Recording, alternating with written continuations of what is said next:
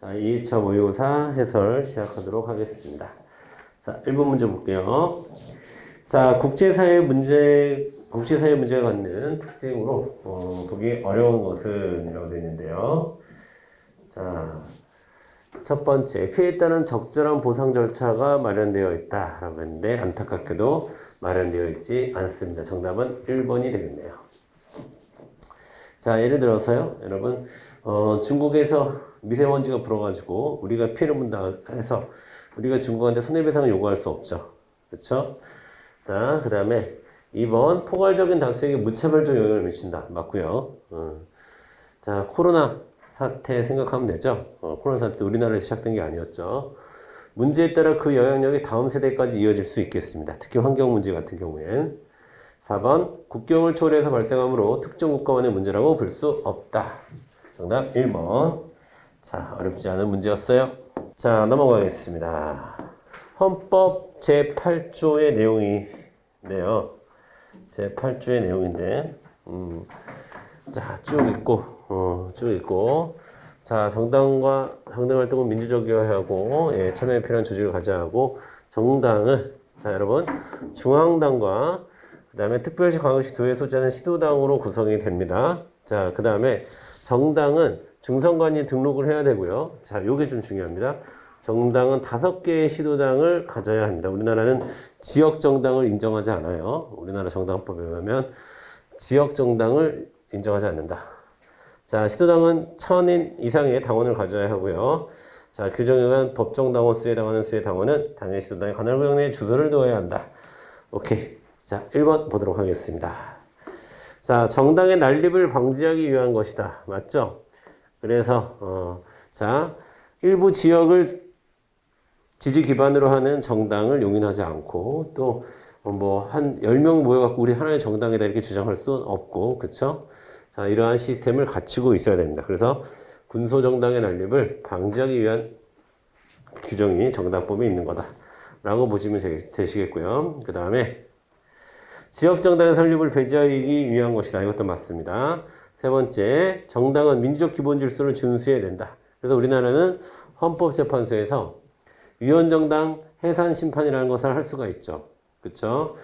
민주적 기본 질서를 준수해야 되기 때문에 민주적 기본 질서를 준수하지 않을 경우에는 위헌정당 해산심판을 할 수 있습니다. 누가 제소하죠? 예, 정부에서 제소해서 헌법재판소에서 심판할 수 있는 겁니다.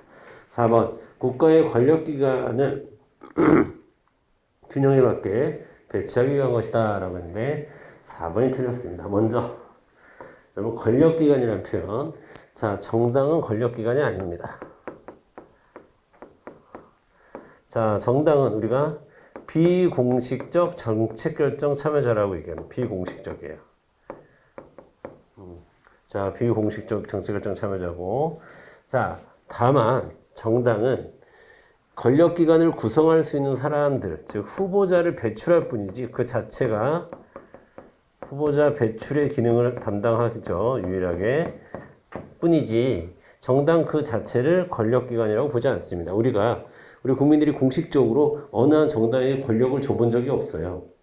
그 정당의 구성원들에게, 즉 후보자에게 후보자를 선출해서 그분이 국회로 가면 국회의원으로서 권력기관이 될 수 있는 거지. 그 정당인이라는 이유로 권력을 준 바 없습니다. 그래서 권력기관이라고 표현해서는 안 됩니다. 정당을. 자, 3번 넘어갈까요? 3번. 자, 다음 글에서 강조하는 법치주의. 여기서 강조하는 법치주의는 뭡니까, 여러분? 실질적 법치주의고, 실질적 법치주의의 가장 흔한 사례, 가장 중요한 사례가 뭡니까? 위헌법률 심판이 되겠습니다. 위헌법률 심판. 자, 여러분, 법률이라는 것은 합법성을 가진 것이고요. 그 다음에 헌법이라고 하는 것은 정당성을 가진 것입니다. 그래서 가장 정치적이고 이념적인 법이 헌법이에요, 헌법. 자, 국회에서 통과되어 합법성을 갖춘 법률이 정당성을 갖춘 헌법에 위반되는지 위반되지 않는지를 따지는 거니까 정당성과 합법성을 고려한다라고 할 수가 있겠죠. 정당성과 합법성을 고려하는 것은 실질적 법치주의의 가장 중요한 특징이 되겠습니다. 정답은 3번으로 가주시면 되겠고요. 4번 넘어가겠습니다. 4번. 우리나라 행정부에 대한 설명을 옳지 않은 것은 자, 우리나라는 국법상의 대통령의 국법상의 행위는 문서로 해야 되지만 자, 군사에 관한 것은 그렇지 아니하다라고 했는데 자, 1번이 틀렸네요. 자, 문서로도 해야 되지만 국법상에는 모두 문서로 해야 되고 군사에 관한 것은 더더욱 그렇다 이렇게 보시면 돼요. 문서를 안 할 이유가 없죠. 대통령의 행위니까. 대통령이 여러분 전투에 나가서 나를 따르라 이렇게 뭐 소리치고 그러는 게 아니죠. 자, 2번 감사원은 공무원의 직무에 관한 감찰권, 그 다음에 회계 검사권. 그래서 여러분 항상 감사원이 출제되면 두 가지 기능을 물을 겁니다. 요거하고 요 두 개. 직무감찰권, 회계검사권 이렇게 외우시면 되겠습니다. 직무감찰권, 회계검사권 이렇게 외우시면 되겠고 3번 기획재정부와 국토해양부 등 행정각부의 중요한 정책 수립과 조정은 국무회의에서 심의한다. 좋아요. 국무회의에서 심의한다. 자, 그러면 이런 행정각부를 통할하는 기능은 누가 하는 거죠, 여러분? 이거는 국무총리의 역할입니다. 국무총리. 아시겠죠? 국무총리는 통할한다라고 얘기하는 거고, 그 다음에 4번 보겠습니다. 4번. 국무총리는 행정각부 장관에 대하여 임명제청권을 행사할 수도 있고요. 해임 건의를 할 수도 있습니다. 아시겠죠? 자, 됐습니다. 정답은 1번으로 가주시면 되는 문제였고. 자, 다음은 ABC 세 국가의 정당별 의석 분포를 나타내는 그래프이다. 이에 대한 설명을 옳지 않은 것은 이라고 되어 있습니다. 자, 일단 A국은 여러분 C국보다 다수당 의원표가 우려된다라고 했는데 자, 여러분 기본적으로 A국은 현실에서 있기 힘든 형태죠. 총 몇 석입니까? 300석 중에서 250석을 차지하는 정당이 좀 있기 힘들겠죠. 있기 힘들겠습니다. 그렇다 하더라도 이건 뭐 우리 일당 우위제라고 하는데 이런 거 중요하지 않고요. 그냥 양당제가 아주 과도해서 일당이 3분의 2를 넘게 차지하고 있구나 정도로만 여러분 보시면 되겠고 그 다음에 B국이 전형적인 양당제 시스템이 B국과 같을 것이고요. 과반수를 넘는 정당이 없는 C국은 다당제다. 이렇게 문제를 푸시면 되겠습니다. 되셨죠? 자, 1번 보겠습니다. A국은 자, 여러분 양당제의 특징이 다수당의 횡포인데 그 양당제의 성향이 아주 강하게 나타나고 있는 A국에서는 당연히 다당제인 C국보다 다수당의 횡포가 우려되겠죠. 그래서 1번은 맞는 선지가 되는 거고요. 2번 영국의 정당 구조는 자, 영국의 정당 구조는 뭡니까? 자, 그거는 정부 형태고 영국의 정당제도는 뭘까요? 양당제를 특징으로 하죠. 양당제. 아시겠죠? 양당제. 미국과 영국은 양당제예요, 여러분. 미국과 영국은 양당제다. 자, 그러면 영국의 정당 구조는 C국보다는 B국에 더 가깝겠죠? 그래서 2번이 틀렸습니다. 2번이 정답이겠네요. 자, 3번. 제3당의 정치적 영향력이 가장 큰 나라는 C국이겠죠. 다당제에서 제3당의 정치적 영향이 가장 강합니다. 이걸 우리 시험에서 뭐라고 표현하냐면 정당 대립 시 중재 가능성. 또 제3당의 힘이 강해야 중재의 가능성도 커질 수 있는 겁니다. 아시겠죠? 자, 여러분 여기서 그러니까 제3당이라고 하면 요당이죠. 여기. 자, 요당이 자, 캐스팅보트 역할을 한다는 겁니다. 즉 115석을 갖고 있는 정당도 105석을 갖고 있는 정당도 혼자서 과반수를 넘을 수 없기 때문에 자, 다수당이 형표를 부릴 수는 없고요. 이 하얀 색깔의 제3당을 눈치를 보고 제3당이 만약에 이 정당이 갈등 시에 이 C국이 중재할 수 있는 여건이 마련이 되는 겁니다. 아시겠죠? 그래서 제3당의 정치적 영향력이 가장 큰 나라는 C국이라고 할 수 있고 이것은 다당제의 특징이다라고 보시면 되겠습니다. 되셨죠? 4번 A국의 정부 형태가 의원내각제라면 제1당은 당연히 여당이 되겠죠. 그렇죠? 자, 250석을 차지하고 있는 정당이 행정부의 수반을 차지하게 되는 겁니다. 5번의 정답은 2번으로 가주시면 되겠습니다. 자, 6번 보겠습니다. 자, 다음과 같은 자료 수집 방법에 관한 설명을 옳지 않은 것은 자, 밀그램이라는 사람의 이제 연구인데 아주 유명한 연구예요. 이 연구 제목은 실은 복종에 대한 연구입니다. 밀그램의 복종에 대한 연구. 자, 밀그램이라는 사회학자는, 심리학자는 왜 히틀러 때 나치들이 이제 그 나치 군인들을 보면 히틀러의 학살에 참여했던 나치 군인들을 보면 모두가 평범한 사람들이었다는 것을 나중에 알게 됐어요. 근데 그들은 왜 그렇게 끔찍한 학살의 주체가 되었던가 라는 것을 보면서 아, 권력에 대한 복종 현상이 나타나는 거구나. 그들의 개개인의 특성이 잔인하고 난폭해서 학살이 일어난 게 아니구나 라는 생각을 하게 됐고 그것을 검증하기 위해서 했던 이 연구가 바로 복종에 대한 연구예요. 밀그램의 복종에 대한 연구. 자, 그래서 거짓말로 학생 집단과 교사 집단으로 나누어서 이제 여기가 유리창이 있어요. 그럼 여기 이제 사람이 앉아 있어요. 근데 여기가 이렇게 전기로 연결이 되어 있어. 그리고 여기에 이제 그 뭡니까? 박사. 여기 박사가 앉아 있어요. 박사. 자, 그래서 문제를 내고 틀릴 때마다 전기 와트를 올립니다. 그러면 이 사람은 되게 고통스러운 표정을 짓죠. 근데 사실은 연구 대상자가 이 사람이 아니라 이 사람이에요. 이 사람이 이 박사가 내리는 명령에 얼마나 복종하는가. 상대방이 고통스러워함에도 불구하고 계속 전기 충격을 올릴 것인가. 요거를 보는 연구였어요. 자, 그런데 뭐 어떤 사람들은 계속 그 할 때마다 이 사람은 막 죽으려고 연기를 하는 거예요. 연기를. 가짜로 고통스러운 연기를 하고 이 사람은 그 연기를 보면서 올리느냐 안 올리느냐 요거를 이제 봤던 거 실제 연구가. 그래서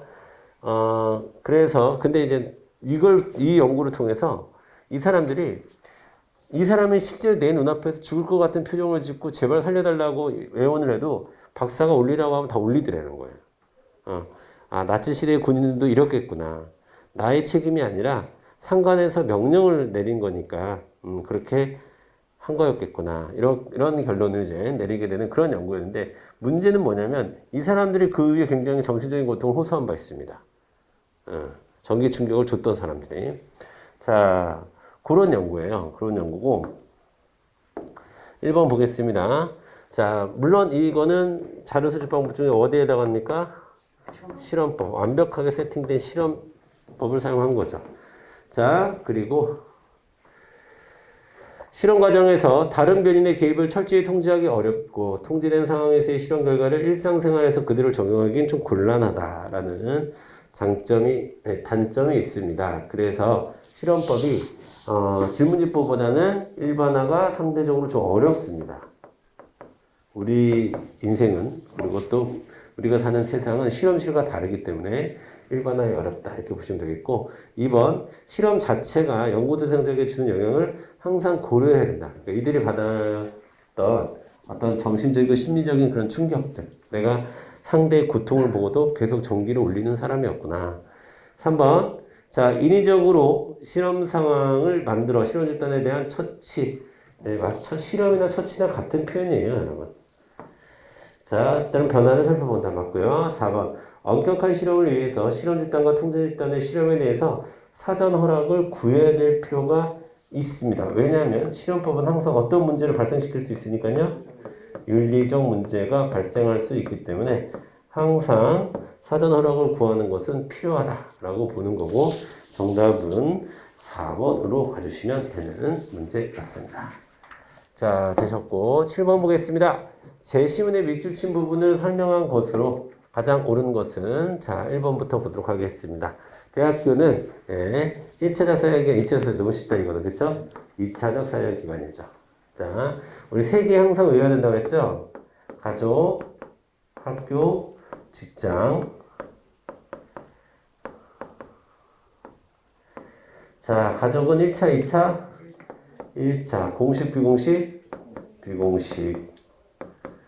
학교는 2차 공식. 자, 직장은 2차 비공식.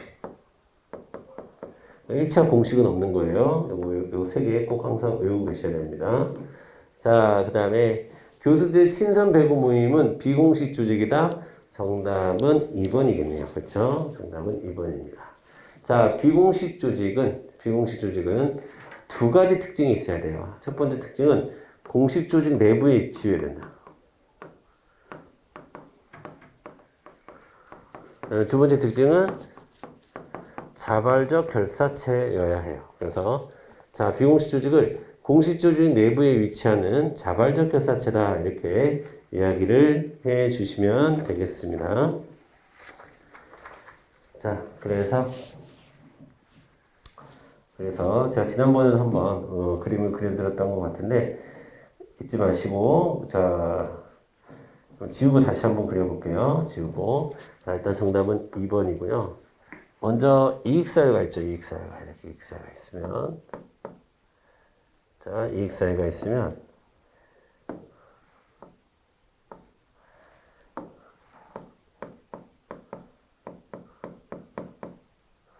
자, 우리가 이익사유가 아닌 것은 뭐라고 부르죠?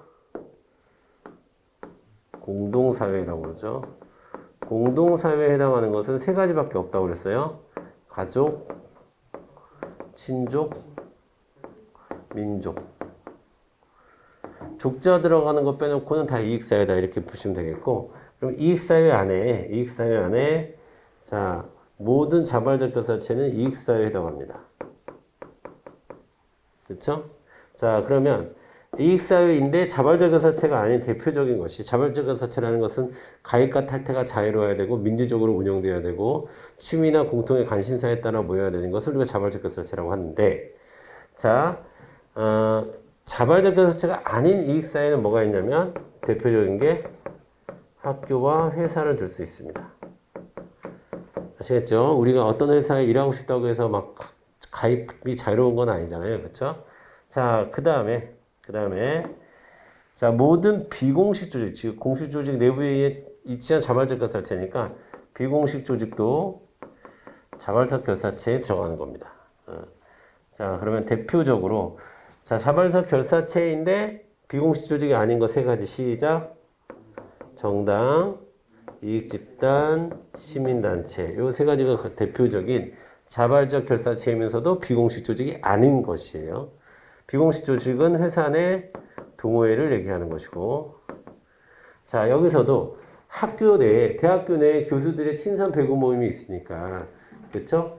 대학교라고 하는 공식 조직 내부에 위치해 있는 친선 배구 모임이니까 자발적 결사체겠죠? 그래서 이런 니은 같은 거를 비공식 조직이라고 부르는 거예요. 아시겠죠? 자, 3번 보겠습니다.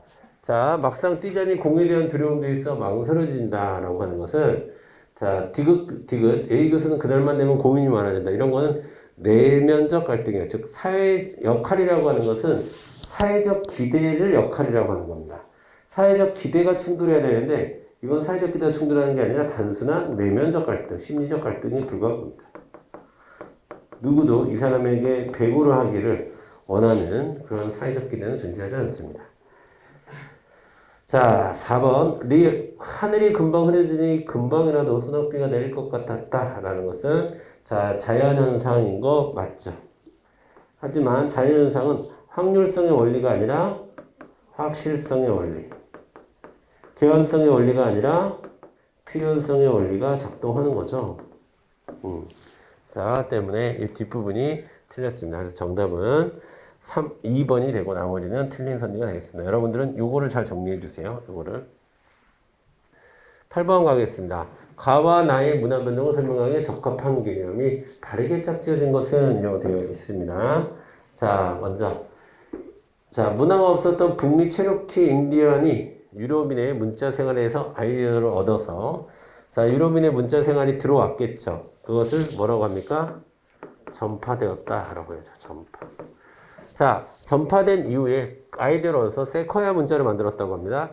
그것을 응용해서 새로운 걸 만들었으니까 몇 차 발명? 2차 발명. 이렇게 전파되고 2차 발명이 발생하는 것을 우리는 네 글자로 자극전파라고 하는 겁니다. 아시겠죠? 자극적인 전파가 자극 전파가 아니라 전파 플러스 2차 발명이 있으면 되는 거고요. 그 다음에 스페인 문화와 이렇게 A, 토착 인디언 문화 B가 결합해서 이 두 문화의 내용을 공이 가지고 있는 멕시코 문화라는 C가 만들어졌어요. A 플러스 B는 C다. 이 공식이 정확히 성립하면 자, 이런 거 우리는 문화융합이라고 얘기하는 거야. 문화융합. 문화융합. 자, 여러분, 가 같은 경우는 문화융합이라고 보는 게 아니에요. 왜냐면 기존에 어떤 문자가 있었으면 또 몰라. 근데 기존에 문자도 없었고, 즉, A도 없었고, B도 없었대. 여기서 보면 B도 없었고, 없는 거예요. 그냥 전파가 되고, 그 다음에 2차 발명이 일어난 것 뿐입니다. 그렇죠? 자, 그래서 8번의 정답은 자극전파 문화융합인 2번으로 가주시면 되겠습니다. 9번 넘어갑니다. 9번. 다음은 각국의 가족구조 형태의 변화치를 나타낸 것이다. 이에 대한 설명으로 옳지 않은 것은 이라고 되어 있는데, 자, 보겠습니다. 자, 일단은 가는 여러분, 자, 부모와 미혼자녀까지 있는 것을 우리가 핵가족이라고 얘기하죠.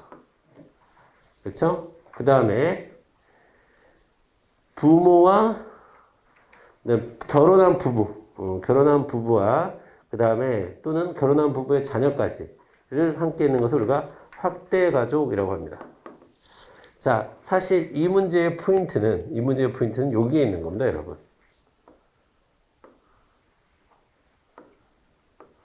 자, 제가 노란색으로 박스 친 것을 뭐라고 얘기할 수 있습니까, 여러분? 2세대라고 할 수 있고, 이 2세대는 핵가족도 2세대가 있고 확대가족도 2세대가 있다는 사실, 이게 굉장히 중요한 사실입니다. 그래서 시험에 세대로 시험 문제가 나오면 확대가족과 핵가족으로 나눌 수가 없어요, 사실은. 그 정보만으로는. 아시겠죠? 자, 그게 이제 중심이 되는 거고요. 그 다음에 2번, 나에 비해서 가의 가족 해체 현상이 나타날 가능성이 높다. 맞습니다. 확대가족보다는 핵가족 사이에 왔을 때 가족 해체 현상이 많이 나타날 수가 있고요. 3번, 자, 부부와 미혼 자녀의 비중은 2005년을 정점으로 줄어들기 시작했다라고 되는데, 자, 부부와 미혼 자녀는 그렇죠? 2005년에 정점을 찍고 쭉 올라갔죠? 쭉 올라갔다가 확 떨어지기 시작했죠? 그래서 정점으로 줄어들기 시작했다라고 분석할 수 있습니다. 4번. 2005년에 부부의 양친과 자녀의 가구 수는 1995년에 비해 줄어들었다. 그러면 좀 귀찮고 힘들다 하더라도, 복잡하다 하더라도, 자, 이런 거 대략 계산해 주시면 돼요. 뺄 거 빼고, 넣을 거 넣고, 이렇게 해서 대략 계산해 주면 됩니다. 자, 그 다음에, 대략 계산하면 10% 되겠죠, 여러분? 대략 계산하면 10% 돼. 870 정도로 나올 거야. 그렇죠? 자, 8,751명에서 51명 버리고 대신에 여기서 0.1% 좀 올려주고 그러면 870 정도가 나올 거예요. 그 다음에 2015년은 자, 11,000에서 8% 해주면 돼요. 11,000에서 8%. 자, 11,000에서 8%니까 여러분 이런 게 좀 암산이 됐으면 좋겠는데 11,000원에 자, 만의 8%는 얼마예요? 800명이죠. 그렇죠? 1000의 8%는 얼마일까? 80명이죠. 돼요? 된다고 손 쳐요. 돼. 어렵지 않으니까 여기서 요만큼 지워준다 하더라도 자, 8% 하면 880명이에요. 그러니까 중요한 거는 우리가 정확한 요 수치를 내우는 게 중요한 게 아니라 자, 요런 정도만 우리는 확인하면 되는 거잖아요. 그쵸? 자, 9.9에서 8%로 줄었다 하더라도 전체 가구 수가 늘었기 때문에 비율 지표는 준 게 아니다. 요것만 확인하면 되는 거거든요. 그러려면 최대한 단순화시켜서 계산을 해주는 게 좋습니다. 아시겠죠? 자, 그래서 정답은 4번으로 가주시면 되는 문제였습니다. 되셨죠? 10번 보겠습니다. 10번. 제 문제가 좀 다르나요? 다르네요. 네, 다릅니다. 네, 자, 요거 빼고 거기 넣은 거거든요. 그래서 여러분도 그렇고, 영상을 보고 계신 분도 그렇고, 요 10번 신경 쓰지 마세요. 10번 신경 쓰지 말고, 제가 또 영상을 보시는 분들은 봉투 모의고사에 있는, 그리고 여러분들은, 제가 안아드린 그 문제를 보도록 하겠습니다.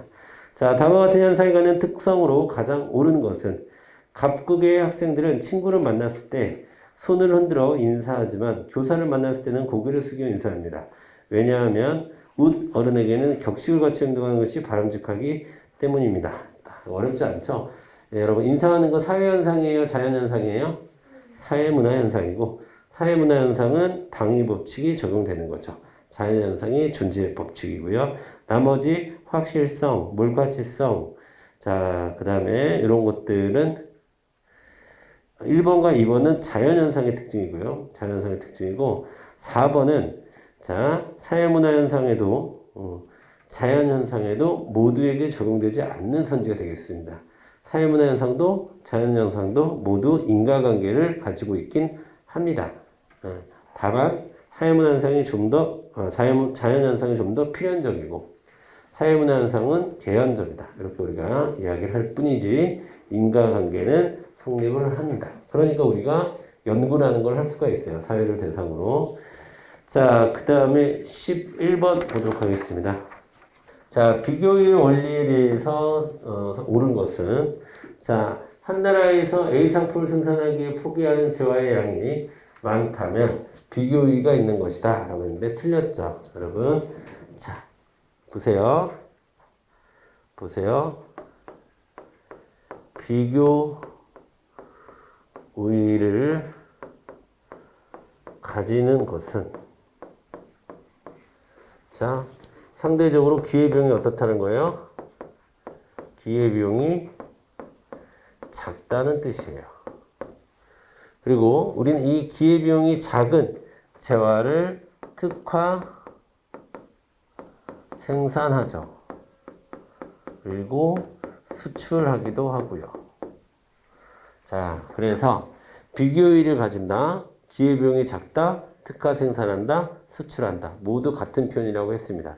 그러니까 A 상품을 생산하기 포기한 재화의 양이 작다면 비교 위에 있는 것이다. 이렇게 이야기를 해야 됩니다.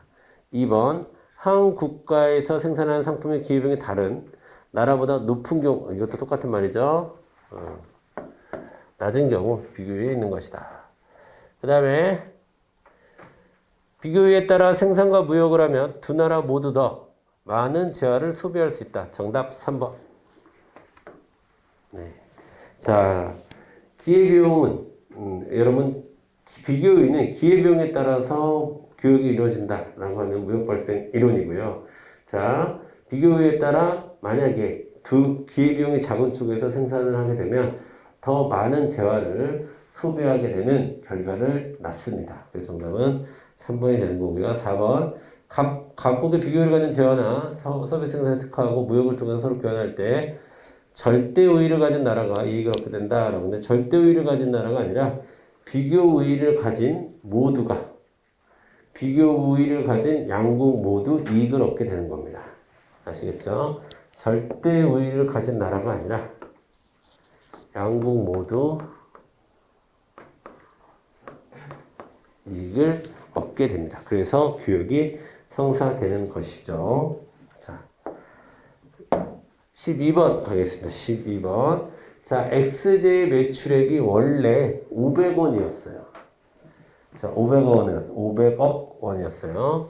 그런데 가격을 몇 퍼센트? 10% 인상했더니 매출액이 자, 550억이 됐습니다. 자, 그 얘기는 매출액이 몇 퍼센트 증가했어요? 10% 증가했죠. 자, 가격이 올랐을 때 판매 수입이 오르면 기본적으로 우리는 이런 재화를 비탄력적인 재화라고 하는데 자, 이렇게 판매 수입이 똑같이 10%씩 오르는 것은 더 정확하게 얘기해서 완전 비탄력적이다 라고 얘기합니다. 그 이유는 수요량이 하나도 변하지 않았을 것이기 때문에. 아시겠죠? 자, 그래서 완비탄입니다. A제는 완비탄. 자, 이 경우 완전 비탈적으로 말할 수 있고, 반면 B제는 매출액이 원래 가격이 10% 올랐는데 매출액이 변함이 없대요. 자, 여러분 가격이 10% 올랐는데 매출액이 즉 판매 수입에 변화가 없다는 겁니다. 이런 경우는 무조건 묻고 따지지 않고 뭡니까? 단위 탄력적이라는 겁니다. 왜냐하면 자, 수량이 정확히 10% 수요량이 줄었을 것이기 때문에 오른 만큼 정확히 줄었기 때문에 단위 탄력적이고 탄력성은 1이 되는 겁니다. 자, 이거는 탄력성이 0이 되는 거고요. 자, 그래서 순서에 맞게 되면 3번이 되겠네요. 그쵸? 완전 비탄력적이고 단위 탄력적이고 이렇게 구분을 해 주셔야 되겠고요. 자, 그 다음에 13번. 자, 다른 요인으로 인해 나타나는 원달러 환율의 변화 방향이 다른 하나는 이라고 되어 있습니다. 자, 원달러 환율이니까 미국에서 기준금리를 적극적으로 인상했습니다. 그러면 우리나라를 기준으로, 우리나라 외환시장을 기준으로 수요에 영향을 받을까요? 공급에 영향을 받을까요? 외환시장에서의 수요가 공급이, 그렇죠? 수요가 증가하겠죠. 밖으로 나가겠죠. 금리가 낮은 우리나라에 투자하기보다는 금리가 높은 미국에 투자할 것입니다. 즉 달러가 밖으로 나가게 되는 현상이 생기는 거고, 자, 외환시장에서의 수요가 증가하면 외환시장에서 가격인 환율은 어떻게 됩니까? 자, 올라가죠. 올라갑니다. 자, 그 다음에 미국보다 우리나라의 물가가 더 빠르게 상승했어요. 그러면 두 가지가 동시에 발생할 수 있겠죠. 먼저 수출이 어떻게 될까요? 수출은 외환시장에서 공급 요인인데 수출이 어떻게 될까요? 우리나라 물가가 더 높아. 그럼 수출은 떨어지겠죠. 그 다음에 우리나라 거 살 바에는 그냥 외국 거 사자라고 하는 수입은 증가하겠죠. 결과적으로 환율은 인상됩니다. 돼요? 세 번째, 우리나라의 경상수지 흑자폭은 커졌지만, 경상수지 흑자폭은 커졌지만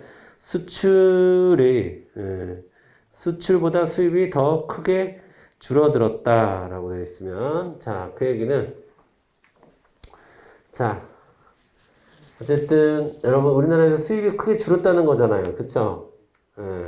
흑자폭은 커졌지만 수입이 더 크게 줄어들었다. 그렇게 되면 우리나라 환율은 어떻게 될까요? 자, 환율은 어떻게 될까요? 이것만 떨어지는 겁니다. 이것만 떨어지는 거. 상대적인 거니까 수입이 더 크게 줄었기 때문에 자, 여러분 잘 보세요. 수출은 S죠. 공급 요인이죠. 자, 공급 요인이 줄었어요. 그러면 환율 오르겠지. 그리고 자, 수입은 어떻게 돼요? 수입은 수요 요인이죠. 감소했습니다. 자, 그런데 이렇게 되면 우리가 환율을 알 수가 없잖아요. 그런데 이렇게 된다는 것을 지금 얘기하고 있는 거죠. 그러면 요 두 개를 상대적으로 섞으면 어떻게 되는 거예요? 환율은 감소하게 되는 겁니다. 아시겠어요? 자, 그래서 3번이 정답이 되겠습니다. 3번이. 자, 우리나라의 정부가 경기 진정을 위해서 통화량을 늘리는 정책을 시행합니다. 우리나라에서 통화량을 늘리는 정책을 사용해요.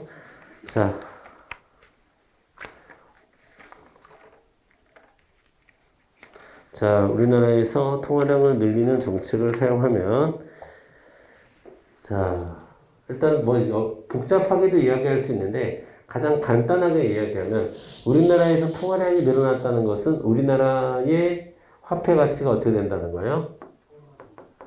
원화 가치가 떨어진다는 거예요. 그렇죠? 원화 가치가 떨어지니까 당연히 환율은 오르겠죠. 되셨어요? 정답은 3번으로 가주시면 되겠습니다. 자, 14번 보겠습니다. 14번. 자, 다음 그림은 공급자에게 일정한 세금을 부과했을 때 나타나는 시장의 변화를 나타내는 그래프다. 이에 대한 설명으로 옳은 것은 이라고 되어 있는데, 자, 원래 공급곡선이 여기였었는데 지금 일로 이동한 거죠. 그죠? 이동한 겁니다. 세금만큼. 자, 균형점은 P0에서 자, P1으로 이동했을 것입니다. 그쵸? 그래서 1번은 틀렸고 거꾸로 내야 되는 거죠.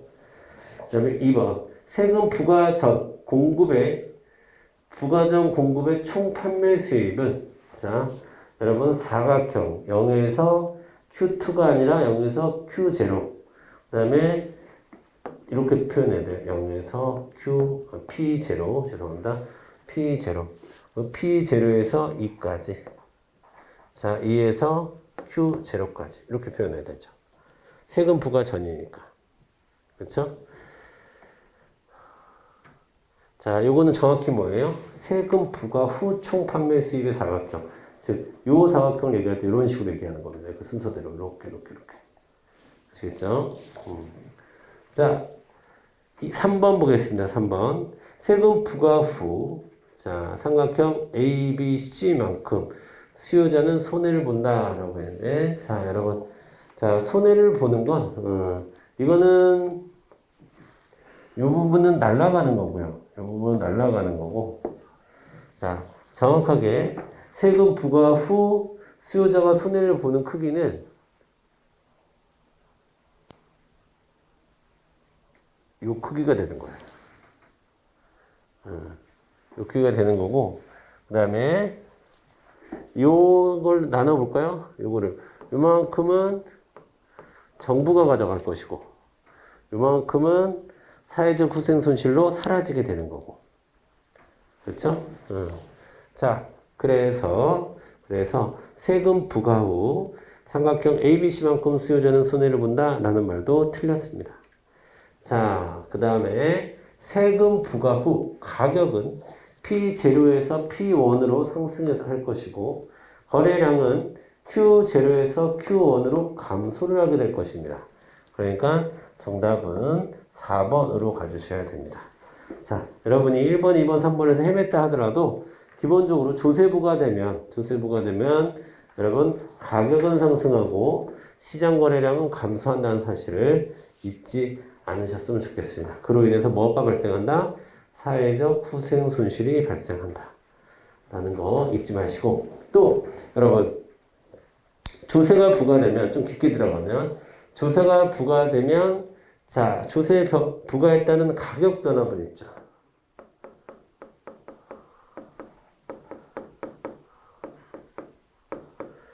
자 가격이 변화되는 것만큼 자 이거 소비자의 조세 부담분이에요. 수요자의 공급자의 생산자의 조세 부담분이에요. 소비자 부담분이 된다는 거야. 자, 여러분 가격이 1,000원에서 1,100원으로 올랐습니다. 해당 세금은 1,000원이다. OX? X죠. 왜냐하면 100원 다 소비자가 부담하진 않는다는 겁니다. 수요 곡선이 수직이거나 공급 곡선이 수평이라는 전제가 깔려있지 않는 이상 가격 변화가 생겼을 때 그러니까 조세로 인해서 가격 변화가 생기면 그거는 가격 변화된 만큼 소비자가 부담하고 그 외의 만큼 생산자가 부담하는 거예요. 그러면 자 여러분 지금 세금의 크기는 이만한 거예요. 지금 자 이만한 거잖아요. 그렇죠? 요 곡선과 곡선 사이만큼의 간격이 세금이잖아요. 그러면 가격이 세금이 요만한데 가격 요만큼은 소비자가 부담을 할 거고 요만큼의 가격 인상분은 그다음에 어디요? 요만큼 미안합니다. 요만큼은 생산자가 부담하는 거예요. 아시겠죠? 자 그래서 가격 변화분은 즉 소비자가 부담하는 분이고 그렇지 않은 남은 세금은 이제 생산자가 부담하는 부분이 되겠습니다. 되셨죠? 자, 그다음에 또 하나 알아두셔야 될 것은 자, 이렇게 조세에 대한 부담은 탄력적일수록 더 많이 해요? 비탄력적일수록 더 많이 해요?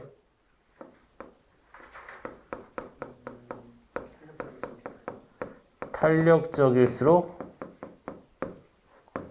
더 적게 합니다. 덜 합니다. 덜.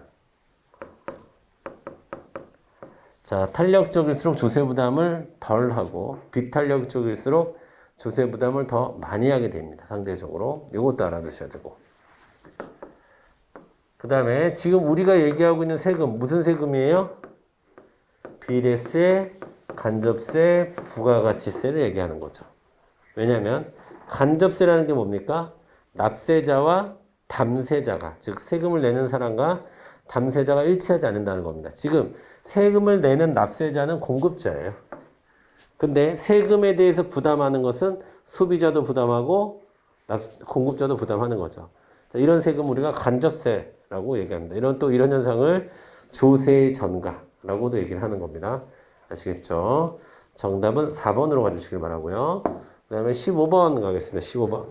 다음 표에 대한 분석으로 옳지 않은 것은 이렇게 되는데 GDP 디플레이트 얼마예요? 100이죠. GDP 디플레이트 얼마예요? 모르겠어. 100보다 커. 그렇죠? 이건 얼마예요? 100. 이건 얼마예요? 100보다 커. 그렇죠? 자, 실지분의 명쥐니까요. 그렇지? 실지분의 명쥐 곱하기 100이니까 GDP 디플레이터는. 자, 물가 상승률은 항상 GD 보고 판단하고 그 다음에 생산량이나 경제 성장률이나 이런 것들은 실질 GDP 보고 판단하면 되는 거죠. 자, 1번 2016년에는 2015년보다 물가가 상승했다라고 말할 수가 있죠. 그렇죠? 이건 100이고 이건 100보다 훨씬 크니까. 2번 2006년도 실질 경제 성장률은 0%이다. 맞아요? 맞습니다. 하나도 오르지 않았습니다. 왜? 2015년도에도 150이고 2016년도에도 150이니까요. 그렇죠? 자, 그 다음에 2017년의 물가 수준은 2015년의 물가 수준보다 높다라고 했는데 틀렸죠.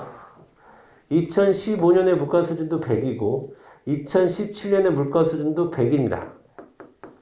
같습니다. GDP 디플레이트는 같아요. 다만 실질 GDP의 차이가 날 뿐인 거지 생산성의 차이가 난 거, 생산력의 차이가 났을 뿐인 거지 물가는 변하지 않았다 라고 평가할 수 있습니다. 정답은 3번이 되겠네요. 4번 2018년의 실질 경제 성장률은 10%이다. 그래요. 10%입니다. 자, 요거 보고 풀면 되는 거죠? 그렇죠?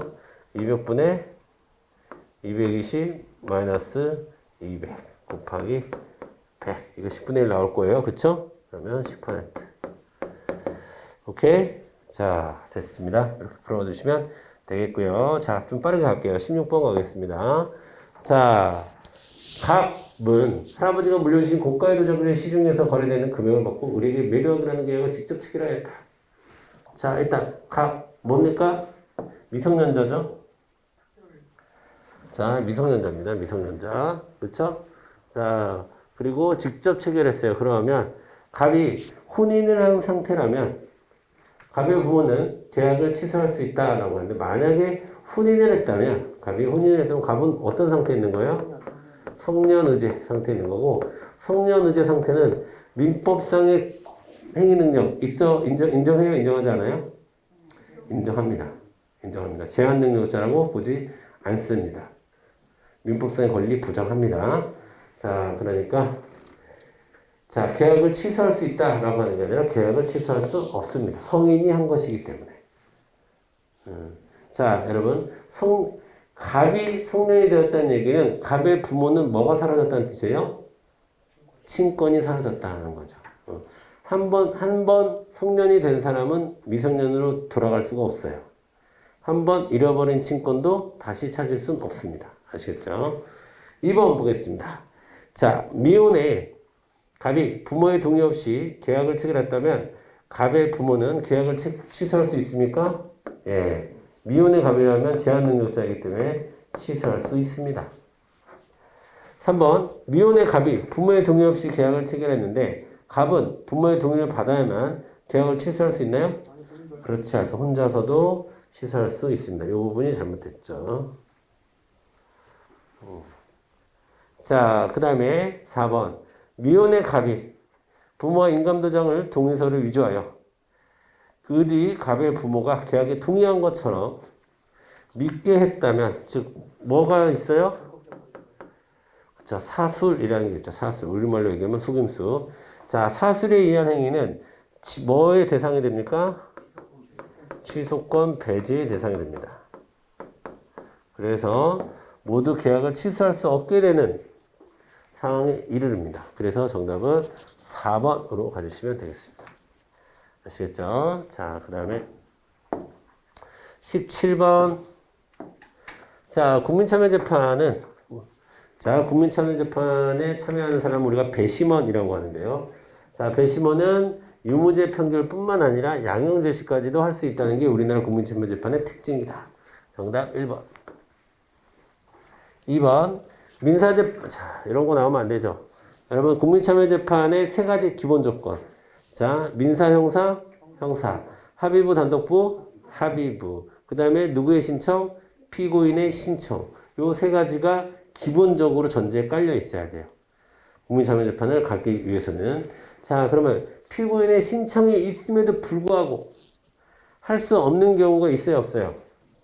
있어요. 두 가지 경우가 있습니다. 피고인의 신청이 있음에도 불구하고, 그러니까 형사야, 합의부야, 피고인의 신청이 있어. 그러면 무조건 할 수 있느냐? 두 가지 경우는 안 돼요. 첫 번째는 성범죄에서 피해자가 원치 않을 경우.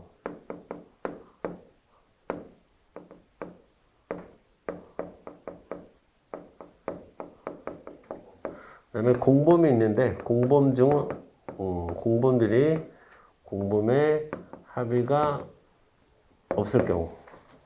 공범이 반대하는 경우. 재판을 여러 번 할 수 없기 때문에, 자, 이런 경우에는 우리가 국민참여재판으로 갈 수 없습니다. 어떤 경우를 하더라도 형사재판, 합의부, 피고인의 신청이라는 조건이 있다 하더라도 안 된 예외적인 거.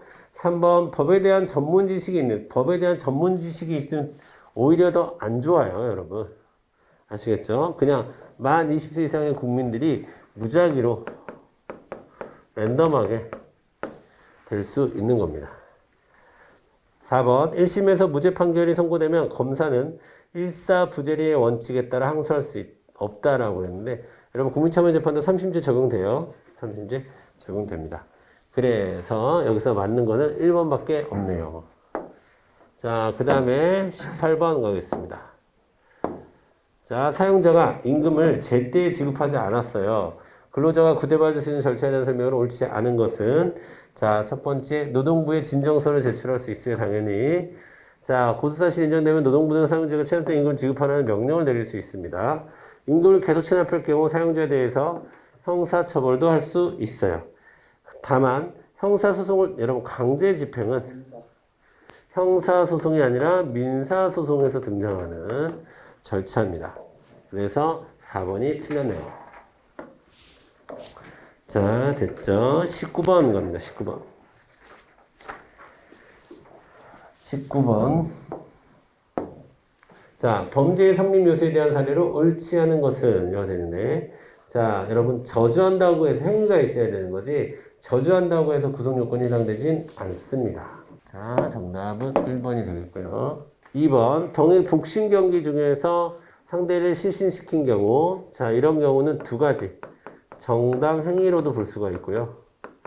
직업성 행위니까 또 피해자의 승낙으로도 이해할 수 있죠. 여러분, 어디에 해당되느냐, 여기 집착하면 안 됩니다. 자, 어디에 해당되는지 몰라서 못 푸는 문제가 나오진 않아요. 위법성 조각사유 사실, 위법성 조각사유라는 것 자체가 중요한 거고, 그 다음에 만약에 구분하는 문제가 시험에 나온다 하더라도, 자, 여기 두 가지가 있다고 해서 틀리게 뭐 답을 못 풀게 되거나 그렇지는 않습니다. 그러니까 꼭 둘 중에 뭐냐 이런 거 따지면 안 돼요. 책임성 조각사유, 그렇죠? 자, 만 17세는 뭐라서?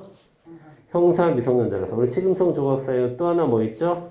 협박에 의해 강요된 행위. 그 다음에 심신상실자. 하지만 심신상실자도 어떤 심신상실자는 안 됩니까? 그쵸. 자초한 경우에는 해당하지 않습니다. 자, 그래서 19번의 정답은 가볍게 1번으로 가주시면 되는 겁니다. 다음에 20번. 자, 다음 글에서 유추할 수 있는 우리나라 헌법 원리로 적절한 것은. 자, 국제평화의 원칙이죠. 국제평화. 국제평화의 원리죠. 자, 우리나라 헌법의 기본 원리. 자, 외워보겠습니다. 6개. 시작. 자, 복구, 평, 문. 자, 요 국은 뭐예요? 국민주권. 요 자는 자유민주. 요 복은 복지국가. 요 국은 국제평화. 요 평은 평화통일. 요 문은 문화국가. 자, 여기에 해당하는 건데. 자, 모든 전쟁을 부인한다. 자, 1번서부터 틀렸죠? 자, 침략전쟁만 부인하고 방어전쟁은 용인합니다. 자, 국제법을 국내법과 동일하게 존중한다. 맞아요. 국내법. 여기서 얘기하는 국내법은 헌법, 법률, 명령 이런 거 다 포괄하는 개념이에요. 포괄하는 개념. 왜냐하면 자, 국회의 동의를 받았는지 안 받았는지에 따라서 법률이 될 수도 있고 명령이 멈출 수도 있기 때문에 자, 국내 법률이라는 표현을 쓰면 안 되고 국내법이라는 포괄적인 개념을 사용해 줘야 됩니다. 3번, 다양한 국제기구에 참여하여 평화유지 활동을 할 수 있고요. 외국인의 신분과 지위를 보장합니다. 우리나라가 외국인의 신분과 지위를 보장할 때 갖고 있는 원칙 4가지 뭐예요? 상호주의 원칙을 갖고 있습니다. 그들이 대한민국 국민을 인정을 해주면 우리도 그 나라 국민을 인정을 하는 기브 앤 테이크 원칙, 상호주의 원칙이 적용이 됩니다. 아시겠죠? 여러분 2회차 문제 한번 같이 풀어봤고요. 또 잠깐 쉬었다가 또 진도 나가도록 하겠습니다.